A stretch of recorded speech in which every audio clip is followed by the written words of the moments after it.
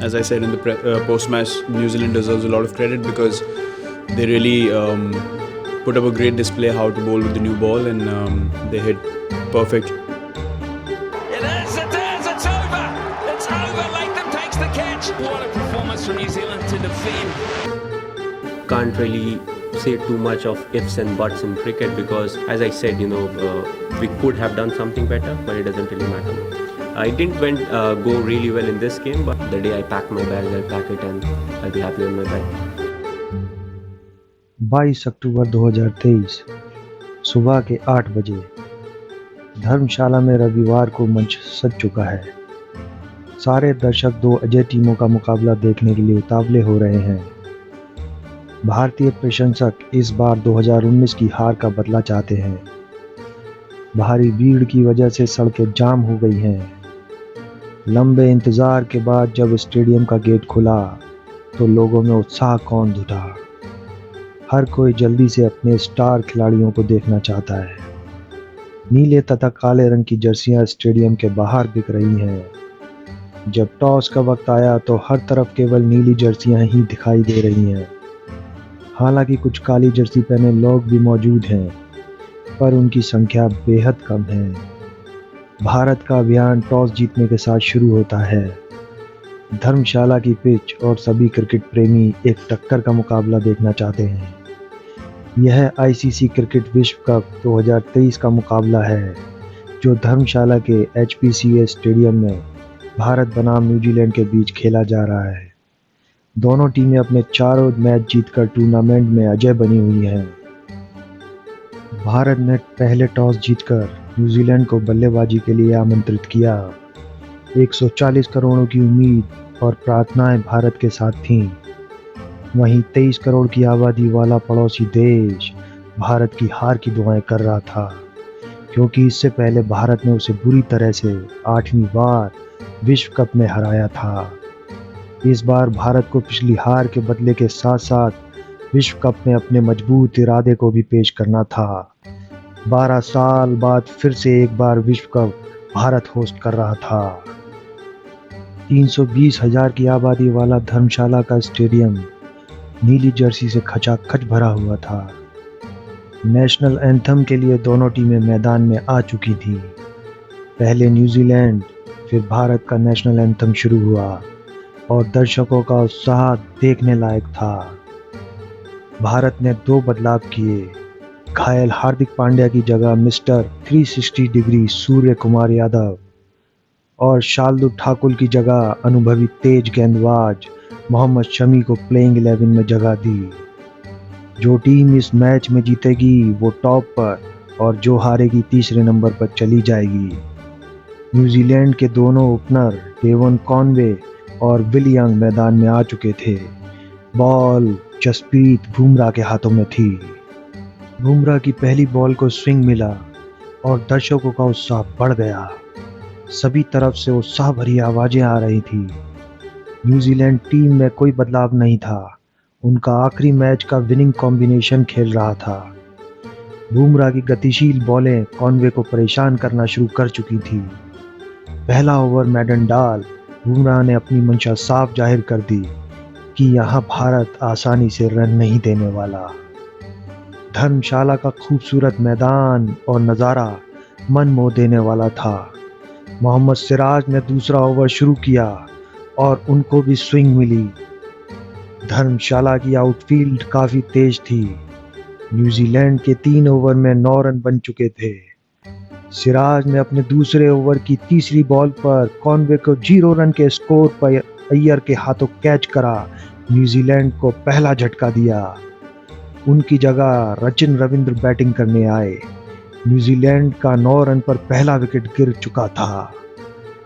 भारत की pace battery ने अपना आक्रमण बरकरार रखा हुआ था। सिराज के चौथे ओवर में 2 LBW की अपील हुई और उन्होंने बस 1 रन दिया। न्यूजीलैंड के बल्लेबाज असहज नजर आ रहे थे। भारत की पेस बैटरी का प्रदर्शन अपने चरम पर था। 9वां ओवर शमी को दिया गया और उन्होंने पहली बॉल पर ही यंग को 17 के निजी स्कोर पर बोल्ड कर पवेलियन भेज दिया। न्यूजीलैंड का स्कोर इस समय 2 विकेट पर 19 रन हो चुका था। उनकी जगह मिशेल आए। शमी के वर्ल्ड कप 2023 के पहले ओवर की पहली बॉल पर ही विकेट झटक अपनी काबिलियत एक बार फिर दिखा दी थी। 10 ओवर और पहला पावर प्ले खत्म होने के बाद न्यूजीलैंड के 2 विकेट के नुकसान पर मात्र 34 रन थे। इससे भारत का अग्रेशन और न्यूजीलैंड का रक्षात्मक दृष्टिकोण दिखाई दे रहा था। शमी के दूसरे ओवर की 5वीं बॉल पर जडेजा ने रचिन का 12 रन के निजी स्कोर पर एक आसान सा कैच छोड़ दिया और उनको पहला जीवन दान मिला। शायद आज रचिन का भाग्य साथ दे रहा था। मिचेल ने 13वें ओवर में अपने हाथ खोलने शुरू किए और क्रीज से आगे बढ़कर शमी की बॉल पर चौका जड़ दिया। न्यूजीलैंड ने 13वें ओवर में अपने 50 रन पूरे किए। उनका स्कोर बोर्ड धीरे धीरे आगे बढ़ रहा था। 17वें ओवर में कप्तान रोहित शर्मा ने कुलदीप यादव को बॉल दे विकेट लेने की मंशा जाहिर की और रचिन के लिए एक स्लिप लगाई। इसी बीच रचिन और मिचेल के बीच 50 रन की पार्टनरशिप पूरी हुई। कुलदीप यादव के दूसरे ओवर में रचिन और मिचेल ने एक छक्का लगा ये दिखा दिया कि वो रिस्क लेने के लिए अब तैयार हैं। रचिन का ड्रॉप कैच अब धीरे धीरे चिंता का विषय बनता जा रहा था। न्यूजीलैंड के 21 ओवर में 100 रन बन चुके थे। रचिन रविंद्र ने 23वें ओवर में 56 बॉलों पर अपने 50 रन पूरे किए। भारत को विकेट की सख्त ज़रूरत थी। कप्तान रोहित शर्मा ने 25वें ओवर में सिराज को विकेट लेने की उम्मीद से वापस बुलाया। मिचेल ने 27 ओवर में 60 बॉलों पर अपनी हाफ सेंचुरी पूरी की। न्यूजीलैंड के 28 ओवर में 2 विकेट के नुकसान पर 138 रन बन चुके थे और दोनों बल्लेबाजों की 100 रनों की साझेदारी भी पूरी हुई। जडेजा की बॉल पर केएल राहुल ने मिचेल का विकेट के पीछे एक मुश्किल कैच उनके 59 रनों के निजी स्कोर पर छोड़ दिया। जडेजा ने अपने 10 ओवर में 48 रन दिए और उनको कोई सफलता नहीं मिली। न्यूजीलैंड ने 30 ओवर में 147 रन पूरे किए। दोनों बल्लेबाज पूरी तरह सेट हो चुके थे। कुलदीप यादव काफी महंगे साबित हो रहे थे। वह अपने 5 ओवर में 48 रन दे चुके थे। कप्तान रोहित शर्मा के लिए परेशानियां बढ़ती जा रही थीं और उनका कोई प्लान काम नहीं कर रहा था। 33वें ओवर में आए कुलदीप ने एक और मौका बनाया, जहां जसप्रीत बुमराह ने मिचेल का एक आसान सा कैच 75 रन के निजी स्कोर पर बाउंड्री पर छोड़ दिया। आज भारत की कैचिंग बेहद साधारण दिख रही थी। अभी तक भारत कुल 3 कैच छोड़ चुका था। 34वें ओवर में आए शमी ने रचिन का कैच उनके 75 रन के निजी स्कोर पर बाउंड्री पर शुभमन गिल के हाथों लपकवा भारत को आवश्यक सफलता दिलाई। 36वें ओवर में न्यूजीलैंड ने 200 रन पूरे किए। अब न्यूजीलैंड एक बड़ा स्कोर बनाते हुए दिखाई दे रहा था। मिचेल अपने शतक की ओर तेजी से बढ़ रहे थे। कुलदीप ने 37वें ओवर में लेथम को 5 रन के निजी स्कोर पर एलबीडब्ल्यू आउट कर न्यूजीलैंड को एक और झटका दिया। मिचेल ने 41वें ओवर में 100 बॉलों पर अपनी सेंचुरी पूरी की और 1975 के बाद ऐसे दूसरे बल्लेबाज बने जिन्होंने न्यूजीलैंड की तरफ से वर्ल्ड कप में भारत के खिलाफ 100 रन का आंकड़ा छुआ। न्यूजीलैंड ने 5.38 के रन रेट से 42 ओवर में 4 विकेट के नुकसान पर 226 रन बना लिए थे।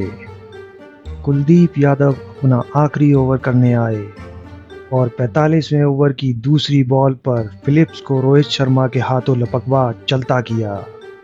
न्यूजीलैंड के 243 पर 5 विकेट गिर चुके थे, पर मिचेल अभी भी क्रीज पर बने हुए थे। कुलदीप ने 73 रन देकर 2 विकेट लिए। वे आज काफ़ी महंगे साबित हुए। बुमराह ने अपने 9वें ओवर में चैपमैन को 6 रनों के निजी स्कोर पर विराट कोहली के हाथों लपकवा कर न्यूजीलैंड को एक और झटका दिया। 48वां ओवर शमी को दिया गया। शमी ने एक शानदार यॉर्कर पर सेंटनर को 1 रन पर बोल्ड कर चलता किया। अगली बॉल पर शमी ने हेनरी को भी बोल्ड कर दिया और वे हैट्रिक पर आ चुके थे। शमी अब तक अपने 9 ओवर में 44 रन देकर 4 विकेट ले चुके थे।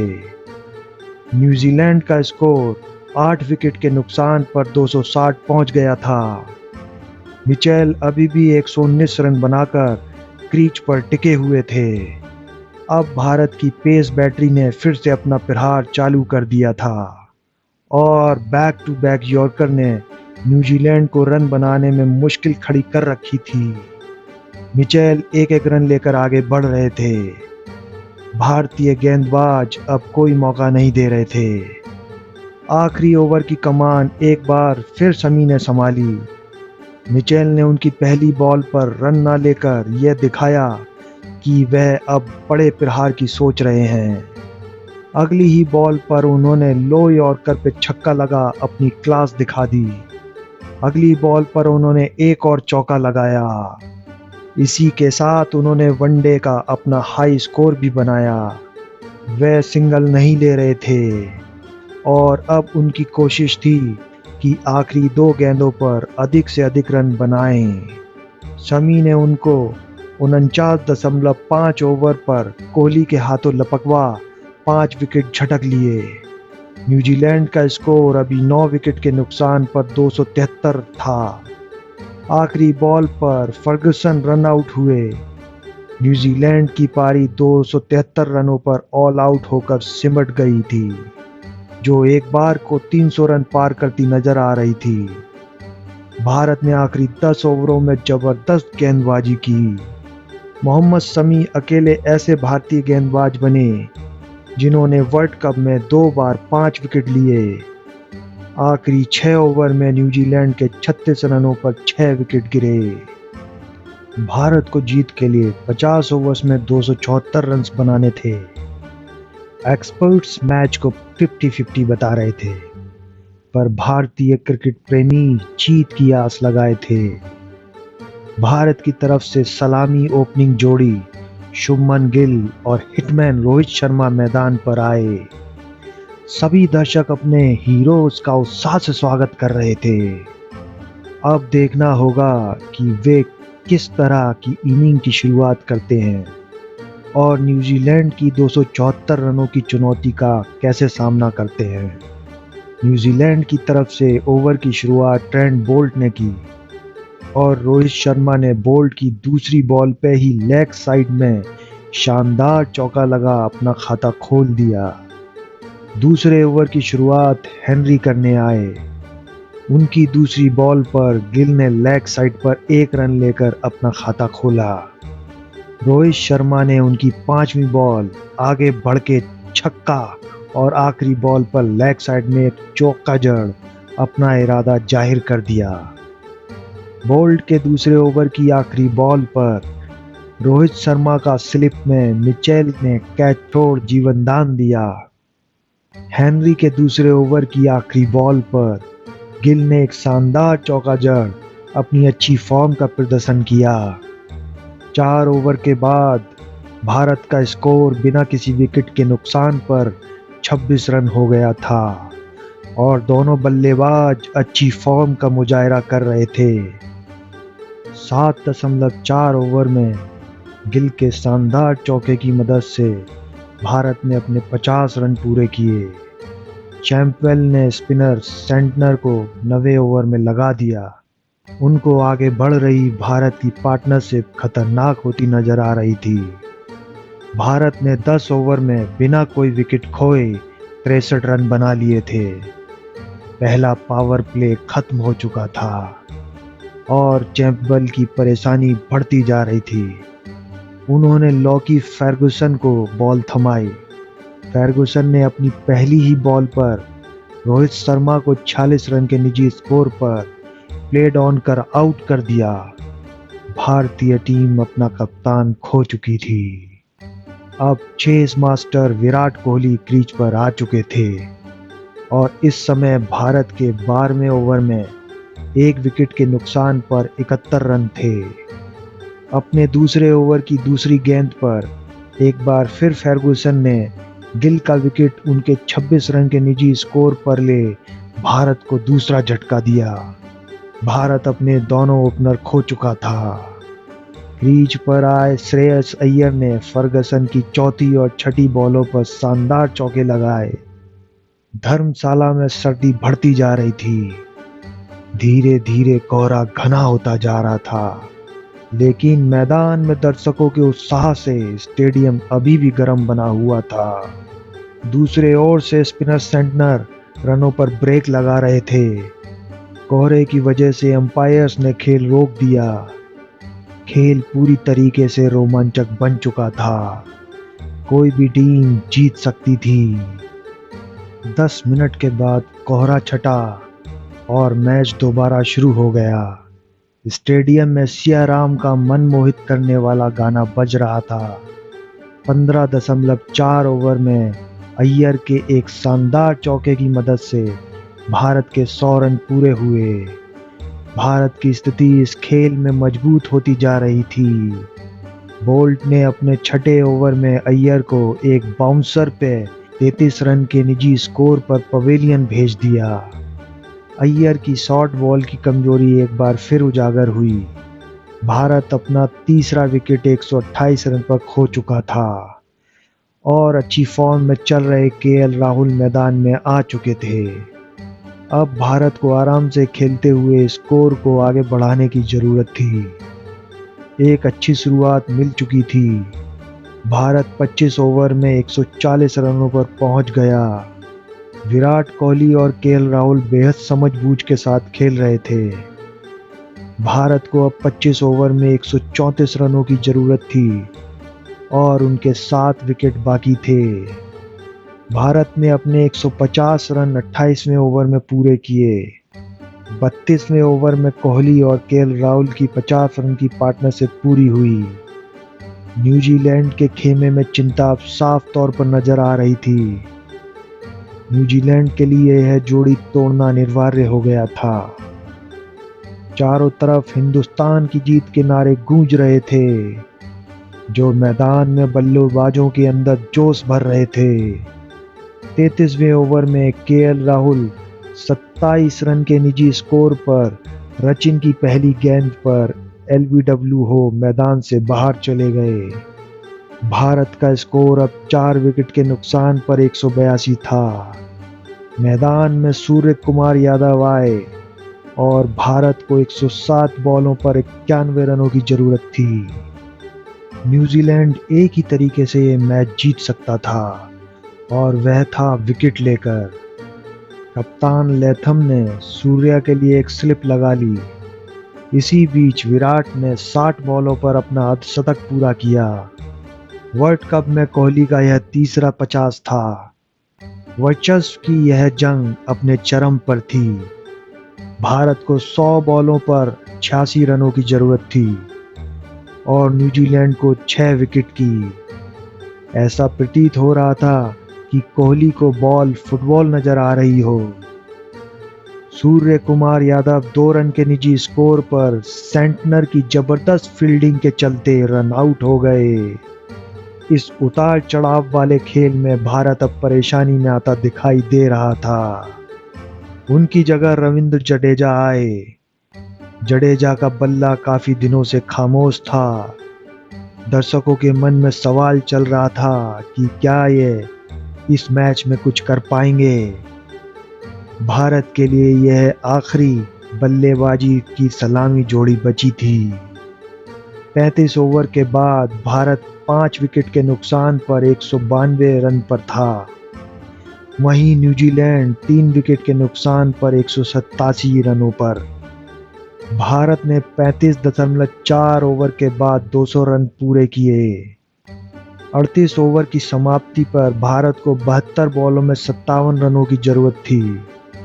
अब भारत को कोई रिस्क लेने की जरूरत नहीं थी, बस सिंगल लेकर मैच को चलाते रहना था। आखिरी पावर प्ले शुरू हो चुका था। और न्यूजीलैंड को जादुई डिलीवरी की तलाश थी। फील्डिंग में न्यूजीलैंड पूरी जान लगा रहा था। 42 ओवर की समाप्ति पर भारत को 48 बॉलों पर 35 रन चाहिए थे। दोनों बल्लेबाजों के बीच 53 बॉलों पर 50 रन की पार्टनरशिप पूरी हुई। कोहली को अब शतक के लिए 24 रन चाहिए और भारत को जीत के लिए 33 रन। 45.2 ओवर में भारत के 250 रन पूरे हुए। भारत को 28 बॉलों में 23 रन की जरूरत थी। कोहली ने बोल्ट के ओवर में पहली बॉल पर शानदार चौका लगाया और वे 88 पर पहुंच गए। इंडिया को 13 और कोहली को 12 रन चाहिए। कोहली ने बोल्ट की तीसरी बॉल पर एक और चौका लगाया। कोहली 92 रनों पर पहुंच गए। बोल्ट की 5वीं बॉल वाइड हो गई। अब भारत और कोहली दोनों को 8 रनों की जरूरत थी। दर्शकों का उत्साह देखने लायक था। हर कोई कोहली कोहली चिल्ला रहा था। कोहली इस शतक से तेंदुलकर के 49 शतक के बराबर आ जाएंगे। 47.4 ओवर में कोहली ने छक्के की मंशा से हवा में मारा और मिस टाइम के चलते वे 95 रन पर कैच आउट हो गए। दर्शकों का यह सपना निराशा में बदल गया, लेकिन टीम की जीत से बढ़कर कुछ नहीं था। 48वें ओवर की आखिरी गेंद पर जडेजा के शानदार चौके के चलते हिंदुस्तान ने यह मैच 4 विकेट और 12 बॉल शेष रहते जीत लिया। जडेजा ने 44 बॉल में 39 रन बनाए। पूरा स्टेडियम हिंदुस्तान जिंदाबाद के नारों से गूंज उठा। मोहम्मद शमी को प्लेयर ऑफ द मैच का अवार्ड मिला। उन्होंने अपने 10 ओवर में 54 रन देकर 5 विकेट लिए और वर्ल्ड कप में दूसरी बार 5 विकेट लेने वाले पहले भारतीय बन गए। अगर आपको यह हाइलाइट्स पसंद आई हो तो वीडियो को लाइक कीजिए, चैनल को सब्सक्राइब कीजिए और बेल आइकन दबाना बिल्कुल ना भूलें।